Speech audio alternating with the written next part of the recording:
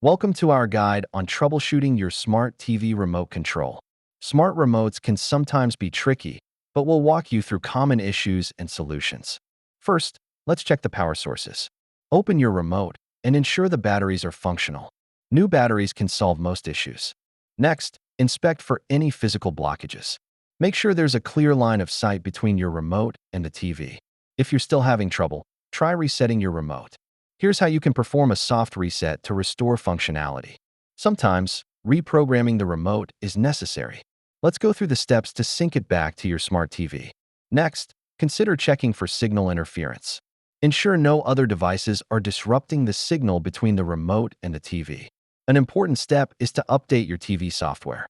Let's ensure your TV is compatible with your remote by checking for updates. As a backup, consider using a smartphone app as an alternative control method for your TV. If your remote is beyond saving, it might be time to consider a replacement. Recognizing the signs of failure is crucial.